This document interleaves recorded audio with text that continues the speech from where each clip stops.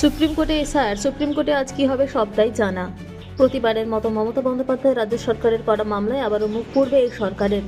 সেই যদি উকিল নিয়ে এক পয়সা খরচা করে করতেই হয়, তাহলে উনি আগে গেলেন কেন? আমরা যেটা বললাম পুরোপুরি ড্রামা, পাবলিসিটি, সেটাই হবে।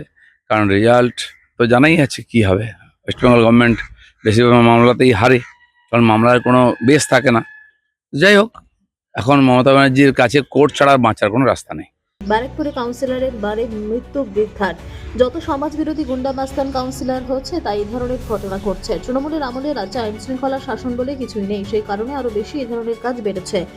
কারা কাউন্সিলর হয়েছে, প্রধান পঞ্চায়েত হয়েছে, যারা সমাজের সবচেয়ে নিকৃষ্ট ধরনের গুন্ডা বদমাইশ, তারা এখন রাজনীতির নেতা হয়ে গেছে টিএমসির। গায়ের জোরেই তারা পার্টি চালাচ্ছে, মানুষকে ধমকে রেখেছে। নাহলে এই ধরনের অমানবিক কি করে হতে পারে? সাধারণ মানুষেরও তো এটা এরকম ব্যবহার আশা করি না। একজন প্রতিনিধি সমাজে যে মানুষের ভোটে জিতে এসছে, তার তো আর একটু সেন্সিটিভ হওয়া উচিত। বারাণসী মোদীর কেন্দ্রে ভুয়ো ভোটার। গোটা দেশ জুড়ে রয়েছে এই ধরনের ভুয়ো ভোটার। যদিও অনেক ক্ষেত্রে দেখা গিয়েছে রাজ্য থেকে জাল নথি বানিয়ে বাইরের রাজ্যে চলে গিয়েছে অনেকেই। সব ভুয়ো ভোটার বাতিল করার জন্য এসআইআর প্রক্রিয়া চলছে। ভুয়ো ভোটার সারা ভারতবর্ষেই আছে। আর ভুয়ো ভোটার তো এখান থেকে ভোটার কার্ড, আধার কার্ড নিয়ে গিয়ে অন্য জায়গায় ভোটার হয়ে যাচ্ছে। তো সেই জন্য এসআইআর এই জন্যই হচ্ছে। আর যে এই ধরনের ভুয়ো ভোটার যারা অনৈতিকভাবে, অবৈধভাবে জনপ্রতিনিধি নির্বাচন করছেন, সেটা বন্ধ হোক। আর এটা হবে জেনেই স্বাধীনতার পর থেকে, স্বাধীনতার আগেও এসআইআর হয়েছে, তারপরে হয়ে আসছে এটা। মঞ্চ ভাঙেনি গতকাল। জলা জমির ধারে মঞ্চ তৈরি করা সভা হচ্ছিল, সেই কারণেই একটা অংশ বসে যায়। যদিও কেউ ভয়ে আমাদের হল দিতে চায় না, সেই কারণে বাধ্য হয়ে এই ধরনের জমির উপর মঞ্চ তৈরি করতে হয়।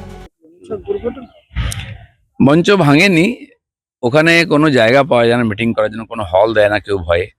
তো কর্মী সভা ছিল, আমাদের একটা পার্টি অফিস আছে নদীর ধারে, তো তারই সামনে এক্সটেনশন করা হয়েছে খানিকটা, খুঁটি পুঁতে কাদার মধ্যে।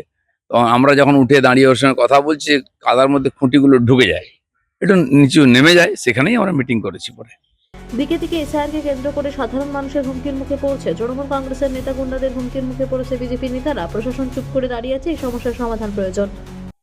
এই তো টিএমসির পরম্পরায় চলে আসছে। আমাদের বহু কর্মীকে গায়েব করা হয়েছে, মারা হয়েছে, খুন করা হয়েছে, এখনো সেই পরম্পরা চলছে। আমার মনে হয় ইলেকশনের আগে একটু ভয়ের পরিবেশ তৈরি করা হচ্ছে, যাতে বিরোধীরা সক্রিয় না হয়, ভোট দিতে না যায় সাধারণ মানুষ, আমাদের কর্মীরা না বেরোন। তো তারই একটা চেষ্টা চলছে। আনন্দ আর ভালোবাসার দীপ্তিতে গড়া সমুজ্জ্বল পরমা, ঠিক তোমারই মতো। শ্যাম সুন্দর কোম্পানি জুয়েলার্স, আগরতলা, উদয়পুর, ধর্মনগর, কলকাতা।